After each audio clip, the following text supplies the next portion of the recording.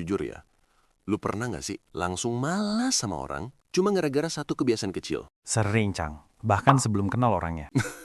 Nah kan, berarti kita sama. Karena menurut gue ya, hidup tuh bukan rusak gara-gara masalah besar, tapi gara-gara debat receh. Dan anehnya, debat receh itu gak pernah selesai. Selamat datang di Dumusanel. Tempat dua orang aneh debat hal-hal yang sebenarnya gak penting. Tapi nggak tahu kenapa bikin emosi. Dan bikin pengen benar sendiri. Dua mulut, satu channel. Lu sadar gak sih, Ing?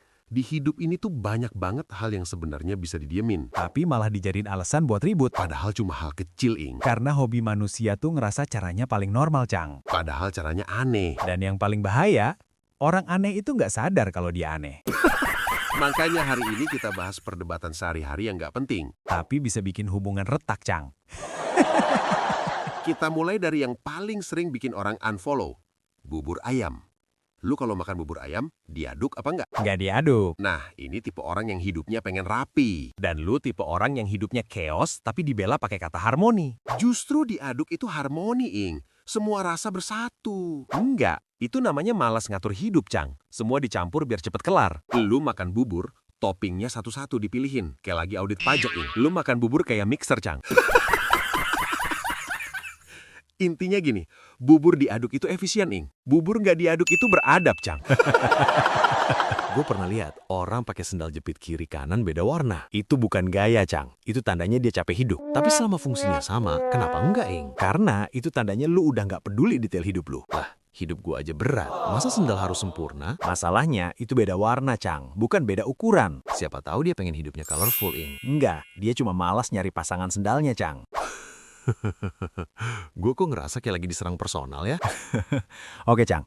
Tadi makanan, sekarang minuman. Ayo, gas, Ing. Teh manis panas, Cang. Teh manis dingin dong, Ing. Teh panas tuh tenang, cocok diminum sambil mikir, Cang. Teh dingin itu jujur, Ing. Seger tanpa basa-basi. Lu suka dingin karena hidup lu kepanasan, Cang. Lu suka panas karena hidup lu hambar, Ing. Teh panas itu klasik, Cang. Teh dingin itu modern, Ing. Lu gak bisa komitmen, makanya pilih dingin, Cang. Lu ribet, makanya pilih panas, Ing.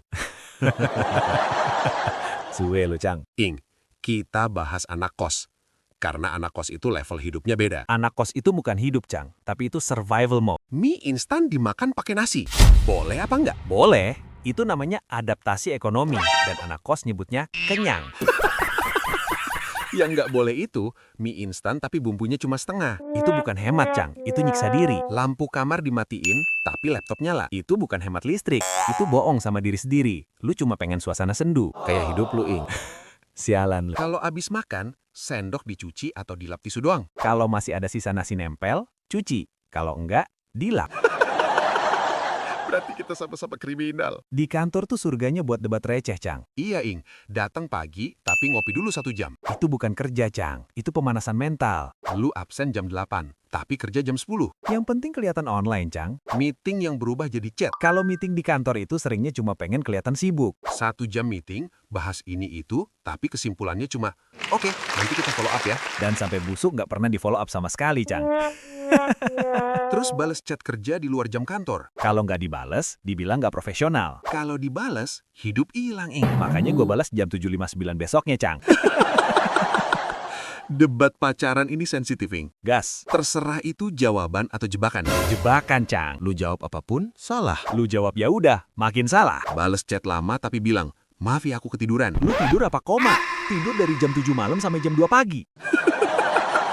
Ditanya, aku kenapa? Padahal kita nggak tahu salahnya apa. Itu teka-teki hidup, Cang. Jawaban yang benar cuma satu. Apa, Cang? Maaf. Ing, gak ada debat receh yang lebih mengerikan dari debat keluarga pas lebaran. Karena yang debat bukan logika, Cang, tapi trauma turun-temurun. Cang, kamu kapan nyusuh nikah? Ini bukan pertanyaan, Cang. Ini ancaman. Lu jawab jujur dibilang pilih-pilih, Ing. Lu jawab bercanda, dibilang kurang serius, Cang. Lu diem, dibilang sombong. Kerja di mana sekarang, Ing? Di tempat. Gajinya berapa sebulan, Ing?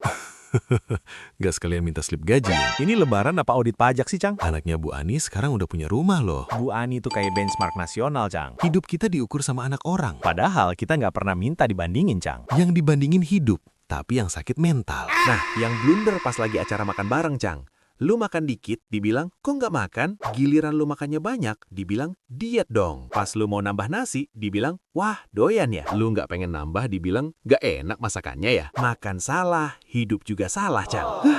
Intinya lebaran tuh bukan cuma silaturahmi, Ing. Tapi ujian mental nasional juga, Cang. Sebenarnya, Ing, debat receh tuh bukan soal bubur, sendal, teh, atau kos-kosan sampai kantor. Mulai dari pacaran, lebaran, Kita hidup di dunia penuh debat receh, Ing. ego kecil yang selalu pengen dibenerin. Dan lucunya, gak ada yang bener-bener menang, Cang. Tapi justru itu yang bikin hidup rame, Cang. Yang ada capek, Ing. Tapi ya, itulah manusia, Cang. Komen ya, debat receh mana yang paling sering bikin hidup kalian panas? Bubur diaduk apa enggak? Teh panas apa dingin? Anak kos, kantor, atau pacaran. Atau mungkin semuanya? Kalau semuanya, selamat, lu normal. Ini Rumusan Anel.